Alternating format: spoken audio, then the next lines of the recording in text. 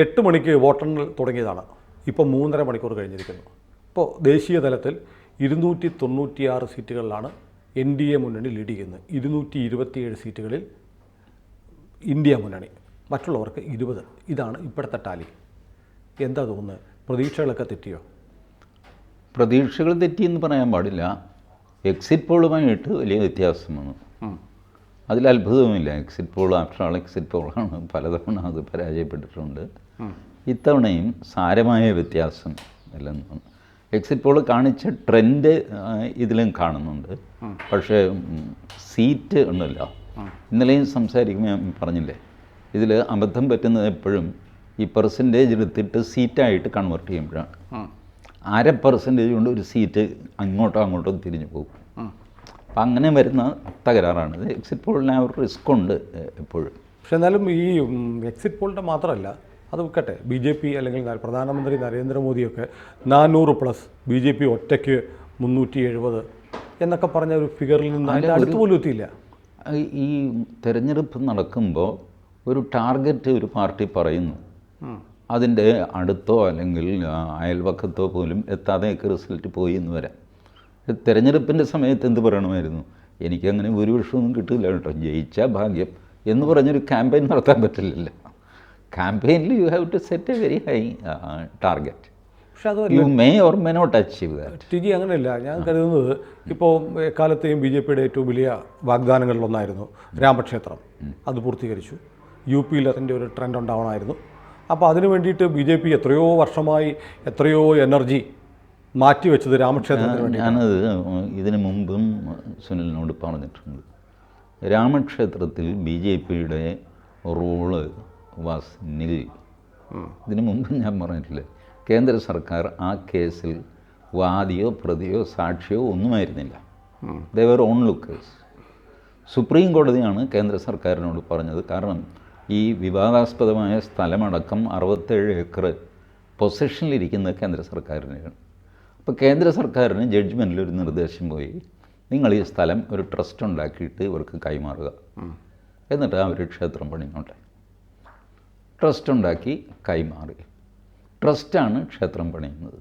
കേന്ദ്ര സർക്കാർ ചില്ലി പൈസ അതിന് കൊടുത്തിട്ടില്ല, കൊടുക്കാനും പാടില്ല എന്നുള്ള അഭിപ്രായക്കാരനാണ് ഞാൻ. കേന്ദ്ര സർക്കാരിൻ്റെ ട്രസ്റ്റ് ഓൾറെഡി ഇതിൻ്റെ കല്ലും സംഗതിയും എല്ലാം റെഡിയാക്കി വെച്ചിരിക്കുകയാണ്.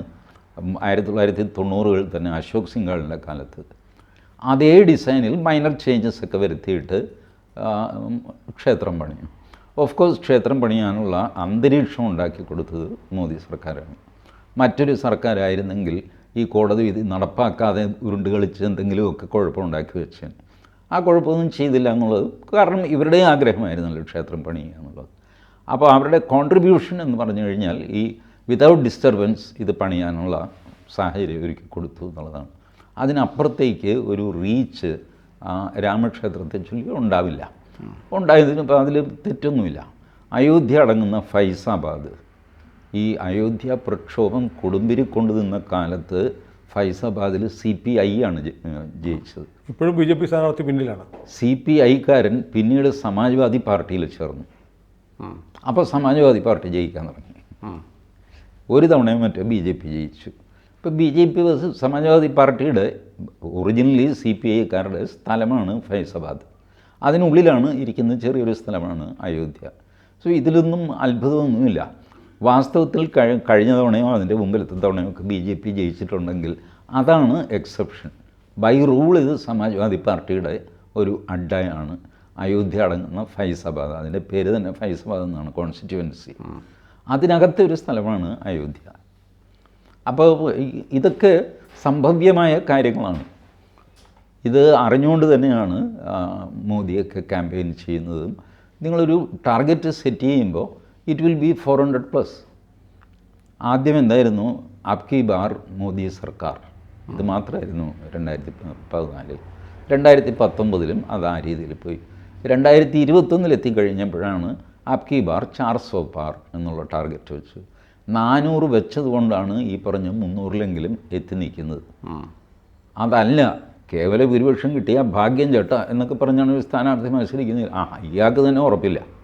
പിന്നെ നമ്മൾ എന്തിനാ വോട്ട് ചെയ്യുന്നു വിചാരിക്കില്ല. അതായത് ഈ പറഞ്ഞു വരുന്നത് മോദിക്കെതിരെ അല്ലെങ്കിൽ കേന്ദ്ര സർക്കാരിനെതിരെ ഉള്ള ഒരു ആൻറ്റി ഇൻകംബൻസി ഫാക്ടർ ഉണ്ടായിരുന്നു, അത് മറികടക്കാൻ വേണ്ടി 400 എന്നുള്ളൊരു ഫിഗർ വെച്ചു എന്നാണോ? ആൻറ്റി ഇൻകംബൻസി ഫാക്ടർ എല്ലാ സർക്കാരുകളും ഫേസ് ചെയ്യുന്നൊരു സാധനമാണ്.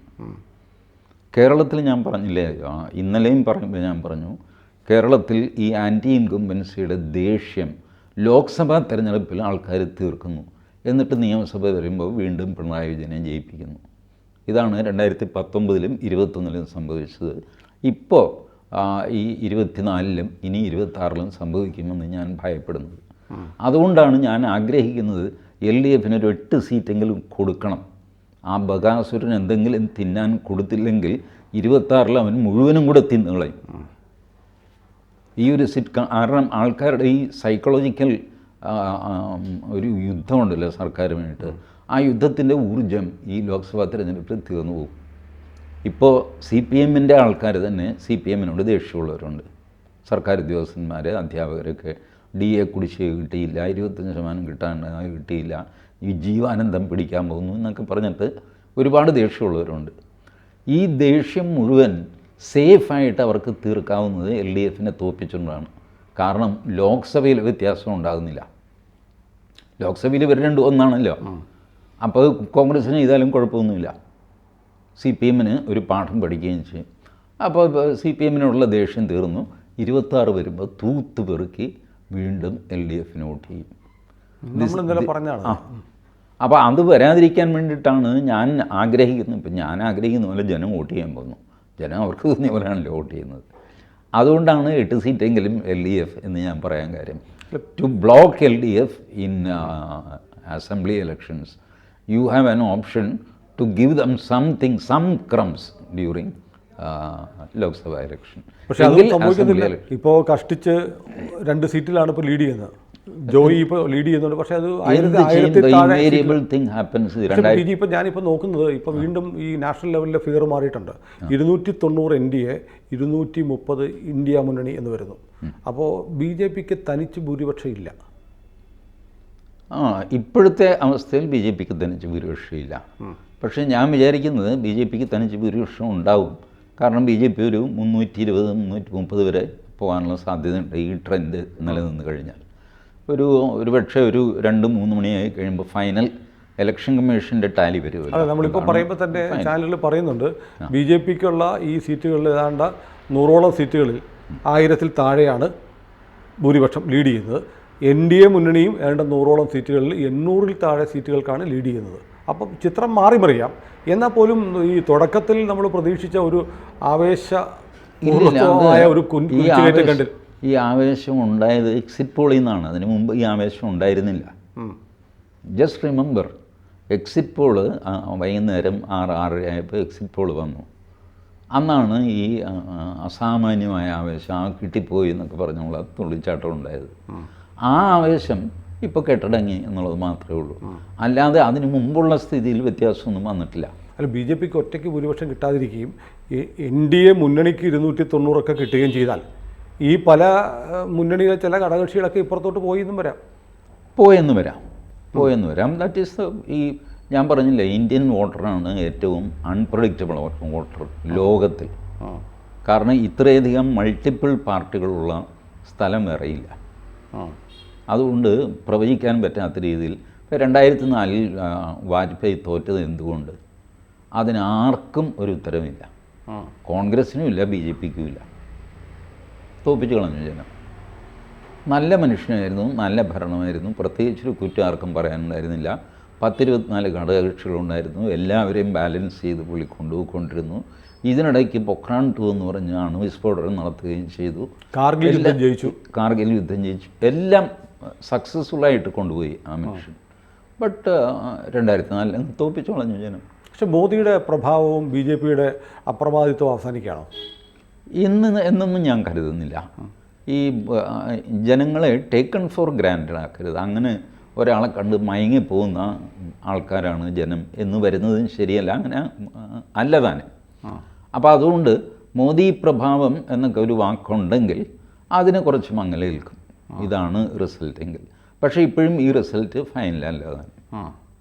കുറെ കൂടെ ബെറ്റർ നമ്പേഴ്സിലേക്ക് എത്തുന്നതാണ്. നോക്കൂ, ഈ തെരഞ്ഞെടുപ്പിലാണ് മോദി സ്വന്തം മാനം പണയം വയ്ക്കുന്നത്. എല്ലാം മോദിയുടെ ഗ്യാരണ്ടി, മോദിക്ക് ഗ്യാരണ്ടി, മോദിക്കൊരു വോട്ട്, എവറിത്തിങ് അദ്ദേഹം ഉത്തരവാദിത്വം തൻ്റെ തലയിലെടുക്കുകയായിരുന്നു. പലരും അത് ധാർഷ്ട്യത്തിൻ്റെ സ്വരമാണ് ഒറ്റ നോട്ടത്തിൽ തോന്നാം. പക്ഷേ അതൊരു ഉത്തരവാദിത്തത്തിൻ്റെ, യെസ് ഞാനാണ് ഉത്തരവാദി. കാരണം ട്രെയിൻ താമസിച്ചപ്പോഴും എല്ലാവരും മോദിയെ ചീത്ത പറഞ്ഞുകൊണ്ടിരുന്നത്. ഗഡ്കരിയെ ചീത്ത പറയുന്നത് കണ്ടിട്ടുണ്ടോ? ഇല്ല. രാജ്നാഥ് സിംഗിനെ ഇല്ല. ഈവൻ അമിത്ഷായെ ഇല്ല. ഇവിടെ യൂണിവേഴ്സിറ്റി മുഴുവൻ ഈ രാജ്യം മോദിയുടെ തന്തയുടെ വകയിലെന്നൊക്കെ എഴുതി, അല്ല അമിത്ഷായുടെ തന്തയുടെ വകയിലെന്ന് എഴുതി കണ്ടിട്ടുണ്ടോ? ഇല്ല. ഗഡ്കരിയുടെ തന്ത ഇല്ല. ഇവർക്കൊക്കെ തന്തയുണ്ട്, പക്ഷേ തന്തയ്ക്ക് വിളി കേട്ടത് മോദി മാത്രമാണ്. അങ്ങനെയാണ് മോദി തീരുമാനിക്കുന്നത്, യെസ് ഐ ആം റെസ്പോൺസിബിൾ, എൻ്റെ ഗ്യാരണ്ടിയാണ്. നോക്ക് ജനങ്ങൾ ഞാൻ തന്തയുള്ളവനാണോ ഇല്ലെന്ന് ജനങ്ങൾ തീരുമാനിക്കട്ടെ. ഇപ്പം തീരുമാനിച്ചുകൊണ്ടിരിക്കുന്നു. ബൈ ആൻഡ് ലാർജ് മോദിക്ക് അനുകൂലമായിട്ട് തന്നെയാണ് ഫലങ്ങൾ പോകുന്നത്. പിന്നെ നമ്പർ ഓഫ് സീറ്റ്സ് കൂടിയും കുറഞ്ഞും ഒക്കെ ഇരിക്കും. അതാണ് ഡാൻസ് ഓഫ് ഡെമോക്രസി എന്ന് പറയുന്നത്. ഏതായാലും ഒരു കാര്യം, തമ്പുരാൻ്റെ പ്രധാന പരാതി ഇപ്പോൾ ഇല്ലല്ലോ, EVM കുഴപ്പമൊന്നുമില്ലല്ലോ, എനിക്കത് മതി. ഇന്ത്യൻ ജനാധിപത്യം മുടിഞ്ഞ് മുണ്ടക്കോല് തല്ലു എന്ന് പറഞ്ഞ് ഇവന്മാർ ബഹളം വെച്ചതാണ്. ഇപ്പോൾ എവിടെ പോയി അത്? അതിലാണ് ഇവർ സമാധാനം പറയേണ്ടത്. ഇവർ പറഞ്ഞെന്താ, 150 ജില്ലാ കളക്ടർമാരെ വിളിച്ച് അമിത്ഷാ സംസാരിച്ചു. എവിടെ? ഇനി ജില്ലാ കളക്ടർമാരെ വിളിച്ചു, ഇമാജിൻ ജില്ലാ കളക്ടർ വിളിച്ചു കഴിഞ്ഞാൽ എങ്ങനെ വോട്ട് കൂട്ടുകയും കുറയ്ക്കുകയും ചെയ്യുക? അങ്ങയുടെ കയ്യിലാണോ EVM ഇരിക്കുന്നത്? ഇനി EVM ഇരുന്നാൽ തന്നെ അങ്ങനെ വിചാരിച്ചാൽ ടാമ്പർ ചെയ്യാൻ പറ്റുമോ? ഈ നോൺസെൻസിന് ഇനിയെങ്കിലും ഒരു അന്ത്യമുണ്ടാകണം. ഇനി ആരെങ്കിലും EVM കുറ്റം പറഞ്ഞാൽ അവൻ്റെ ചെപ്പക്കുറ്റി അടിച്ച് പൊട്ടിക്കണം, പരസ്യമായിട്ട് റോഡിൽ വെച്ചിട്ട്. ഇലക്ഷൻ കമ്മീഷൻ ഇപ്പോഴും പറഞ്ഞിട്ടുണ്ട്, we will take strong action. Election ആരും ജയിച്ചോട്ടെ തോറ്റോട്ടെ എന്തുമായിക്കോട്ടെ, ഈ കാണിച്ച പോക്കൃത്തരത്തിന് we will take action. Jairam Ramesh മറുപടി കൊടുക്കാതെ ഓടി നടക്കുക. അവർ പറഞ്ഞിട്ടുണ്ടല്ലോ, നാളെ വൈകുന്നേരത്തിനകം മറുപടി തന്നില്ലെങ്കിൽ ജയറാം രമേഷിൻ്റെ പേരിൽ ഞങ്ങൾ ആക്ഷൻ എടുക്കും. You cannot accuse wild allegation against election commission. എന്താ വിചാരിച്ച്? ചുമ്മാ 150 കളക്ടർമാരെ ഫോൺ ചെയ്തു. ശരി, എന്തിന്, എപ്പോൾ, ആര് ഫോൺ ചെയ്തു? ഒരു ജില്ലാ കളക്ടർ പറയണമല്ലോ, എനിക്ക് അമിത്ഷായുടെ ഫോൺ വന്നിരുന്നു. എടോ പ്രദീപ് കുമാറെ, എന്താ സാർ? എടോ കുറേ വോട്ട് വേണമല്ലോ. തരാം സാർ, എത്ര വേണം? ഒരു 15 20 25 തന്നേക്കാം സാർ, സേഫായിട്ടിരിക്കട്ടെ. ഇങ്ങനെ ഒരു പരിപാടിയുണ്ടോ? എന്നിട്ട് ഈ ഗുണ്ടടിച്ചിട്ട് എന്താ തെളിവെന്ന് ചോദിച്ചു കഴിഞ്ഞപ്പോൾ ഞാൻ ഒരാഴ്ച സമയം വേണം, പറ്റില്ല എന്ന്. നാളെ വൈകുന്നേരത്തിനുള്ളിൽ തെളിവ് ഹാജരാക്കണം. ഇല്ലെങ്കിൽ ജയറാം രമേഷിൻ്റെ പേരിൽ അവർ നടപടിയെടുക്കും, ഇലക്ഷൻ കമ്മീഷൻ. അതെടുത്തേ പറ്റുള്ളൂ. ഞാൻ പറയട്ടെ, ഒരു കോൺസ്റ്റിറ്റ്യൂഷണൽ അതോറിറ്റിയെ ഇങ്ങനെ നാട് നീളെ ചാനലുകൾ തോറും അപമാനിക്കാനൊന്നും ആർക്കും അവകാശമില്ല. ഇന്നലെ ആ മനുഷ്യൻ ഹൃദയവേദനയോടെയാണ് ഇലക്ഷൻ കമ്മീഷൻ പറഞ്ഞത്, നിങ്ങൾ എന്നെയൊക്കെ ഇവിടെ എന്നെ ചീത്ത പറഞ്ഞാൽ എനിക്കൊന്നുമില്ല. ഈ EVM തോളത്ത് വെച്ച് ഒരു കയ്യിൽ കുട്ടിയെയും എടുത്ത് ബാലറ്റ് യൂണിറ്റ് ഇങ്ങനെ തോളത്ത് സഞ്ചി പോലെ തൂക്കിയിട്ട് നടന്നു പോകുന്നൊരു അമ്മയെ കണ്ടിട്ടുണ്ടോ? അവർ സംസ്ഥാന സർക്കാരിൻ്റെ ഉദ്യോഗസ്ഥയാണ്. ഈ കേന്ദ്ര സർക്കാർ ഉദ്യോഗസ്ഥന്മാരല്ല ഇത് നടത്തുന്നത്. കൂടുതൽ സ്ഥലത്തും സംസ്ഥാന സർക്കാരിൻ്റെ കേന്ദ്ര സർക്കാരിൻ്റെ എന്ത് ഉദ്യോഗം ഇരിക്കുന്നത്? BSNL കേന്ദ്ര സർക്കാർ സ്ഥാപനമാണ്. റെയിൽവേ കേന്ദ്ര, ഇവിടെ നിന്നൊക്കെ ജീവനക്കാരെ ഡൈവേർട്ട് ചെയ്യാൻ പറ്റുമോ? പറ്റില്ല. ഈ ക്ലാർക്ക്, അധ്യാപകർ ഇങ്ങനെയൊക്കെ ഇരിക്കുന്നവരില്ലേ ഡൈവേർട്ട് ചെയ്യാൻ പറ്റുള്ളൂ ഡ്യൂട്ടി. ഇന്ത്യൻ പട്ടാളത്തെ ഇലക്ഷൻ ഡ്യൂട്ടിക്ക് നിയമിക്കാൻ പറ്റുമോ റിട്ടേണിംഗ് ഓഫീസറായിട്ട്? So it's all state government employees. നിങ്ങൾ ആരെയാണ് ബ്ലെയിം ചെയ്യുന്നത്? മമതാ ബാനർജിയുടെ ആൾക്കാരെ, പിണറായി വിജയൻ്റെ ആൾക്കാരെ, ഇവരെയൊക്കെയാണ് നിങ്ങൾ ബ്ലെയിം ചെയ്യുന്നത്. ഇവരൊക്കെ കള്ളന്മാരാണെന്ന് പറഞ്ഞുകൊണ്ട് അവർക്കെല്ലാം കത്തയക്കുന്നു, ഭരണഘടന ഉയർത്തിപ്പിടിക്കുന്നു. ഇവർ വോട്ടിംഗ് നടത്തുമോ അതോ ഈ പൊക്കി പിടിക്കുക? What a foolishness. This has to come to an end. ഈ തെരഞ്ഞെടുപ്പിലെങ്കിലും ഇത് തീർന്നില്ലെങ്കിലാണ് ഞാൻ പറഞ്ഞത്, കാരണം കുറ്റിക്ക് അടി കൊടുക്കണം പബ്ലിക്കായിട്ട് റോട്ടിൽ വെച്ചിട്ടുണ്ട്. വോട്ടിംഗ് മെഷീനെ കുറ്റം പറയുക, ഇലക്ഷൻ കമ്മീഷനെ കുറ്റം പറയുക, ഇങ്ങനെയൊന്നും ചെയ്ത് നേടാൻ ശ്രമിക്കരുത്. വോട്ട് ചെയ്ത് നേടിക്കോ, അതിനുവേണ്ടി നിങ്ങൾ നുണയോ എന്ത് വേണമെങ്കിലും പറഞ്ഞു. ഇപ്പോൾ ഇവരുടെ ആകെ പരാതി എന്താണെന്നറിയാമോ? നരേന്ദ്രമോദിയുടെ പ്രസംഗത്തിനെതിരെ ഇലക്ഷൻ കമ്മീഷൻ നടപടി എടുക്കുകയുമില്ല. ഇത് നേരത്തെ തന്നെ ഇലക്ഷൻ കമ്മീഷൻ പറഞ്ഞിരുന്നു. ഈ നിങ്ങളുടെ സ്റ്റാർ ക്യാമ്പയിനർ നടത്തുന്ന പ്രസംഗത്തിന് നിങ്ങളുടെ പാർട്ടിയാണ് ഉത്തരവാദി. അതുകൊണ്ട് രാഹുൽ ഗാന്ധിയുടെ പ്രസംഗത്തിന് അവർ മല്ലികാർജ്ജുൻ ഖർഗെയ്ക്കാണ് നോട്ടീസ് കൊടുത്തത്. നരേന്ദ്രമോദിയുടെ പ്രസംഗത്തിന് JP നഡ്ഡയ്ക്കാണ് നോട്ടീസ് കൊടുത്തത്. മല്ലികാർജ്ജുൻ ഖർഗെ ഒരാഴ്ചയ്ക്കകം റിപ്ലൈ കൊടുത്തു. JP നഡ്ഡ 10 ദിവസം 12 ദിവസം മറ്റോ എടുത്തു റിപ്ലൈ കൊടുക്കാൻ. ഈ രണ്ടുപേരുടെയും റിപ്ലൈ അവരുടെ കയ്യിലുണ്ട്. ആ റിപ്ലൈ വെച്ചിട്ട് അവർ പറഞ്ഞു, ഈ പറഞ്ഞ മാതിരിയൊന്നും കുഴപ്പമൊന്നും ഞങ്ങൾ കാണുന്നില്ല, അതുകൊണ്ട് അതിലിടപെടേണ്ട കാര്യമില്ലാന്ന്. കോൺഗ്രസിൻ്റെ പ്രസംഗത്തിലും ഇടപെട്ടില്ല, BJPയുടെ പ്രസംഗത്തിലും ഇടപെട്ടില്ല. ഇതാണ് ഇലക്ഷൻ കമ്മീഷൻ കാണിച്ച വലിയ അപരാധം. ഇതുകൊണ്ട് ഇലക്ഷൻ കമ്മീഷൻ കറപ്റ്റായി എന്നാണ് പറയുന്നത്. ഇതൊക്കെ സുപ്രീം കോടതിയും ചെയ്യാറുണ്ടല്ലോ. നൂപുർ ശർമ്മയെ വെട്ടിക്കൊല്ലാൻ പോയി സുപ്രീം കോടതി. ഉദയനിധി സ്റ്റാലിൻ്റെ കാര്യത്തിലോ ഞാൻ പറഞ്ഞു നടപടി എടുക്കുന്നില്ല. സുപ്രീം കോടതിയുടെ ഉത്തരവാണ് ഇതുപോലെ ആരെങ്കിലും പ്രസംഗിച്ചാൽ ആ സെക്കൻഡിൽ FIR ആക്ഷൻ എടുക്കണം. പക്ഷേ എടുത്തില്ല. ഉദയനിധിയുടെ കാര്യത്തിൽ ആക്ഷൻ എടുക്കാതെ ആയി കഴിഞ്ഞപ്പോൾ സുപ്രീം കോടതി പോയി, സാർ അങ്ങയുടെ ഉത്തരവ് പാലിക്കുന്നില്ല സാർ, അടുത്ത 17-ാം തീയതി നോക്കാം. സാറിന് കുലുക്കയില്ല. ഇത് തന്നെ നൂപുർ ശർമ്മയായിരുന്നെങ്കിൽ താലിക്കളഞ്ഞ് നിങ്ങളാണ് നാട് മുഴുവൻ തീയിട്ടതെന്ന് പറഞ്ഞുകൊണ്ട് ജസ്റ്റിസ് പർദീവാല തുള്ളി അവിടെ. അപ്പോൾ സുപ്രീം കോടതി ഇത് ചെയ്യുന്നതിൽ ആർക്കും പരാതിയില്ലേ? ഒരു കുഴപ്പമില്ല, സുപ്രീം കോടതി പരമയോഗ്യന്മാരാണ്. പക്ഷേ സുപ്രീം കോടതി EVM ശരിയാണെന്ന് പറഞ്ഞു കഴിഞ്ഞാൽ ഉടനെ സുപ്രീം കോടതി മോശക്കാരാണ്. ഈ പരിപാടി അവസാനിപ്പിക്കണം. ഈ controller and auditor general, election commission, supreme കോടതി, CBI, enforcement directorate, department of revenue intelligence, ഇവരെയൊക്കെ അടച്ചാക്ഷേപിച്ച് വിശ്വാസ്യത തകർക്കുന്നത് രാജ്യത്തിൻ്റെ നിലനിൽപ്പിനെ ബാധിക്കും. നിങ്ങൾക്ക് കറപ്റ്റ് ഉദ്യോഗസ്ഥന്മാരുണ്ടെങ്കിൽ ചൂണ്ടിക്കാണിക്കാം, അവരെ മാറ്റണമെന്ന് ആവശ്യപ്പെടാം, ഒക്കെ ചെയ്യാം. അതല്ലാതെ ആ ഇൻസ്റ്റിറ്റ്യൂഷൻ ആസ് സച്ച് തല്ലിപ്പൊളിയാണ് എന്ന് വരുത്തുന്നത് രാജ്യത്തിന് ഗുണം ചെയ്യില്ല.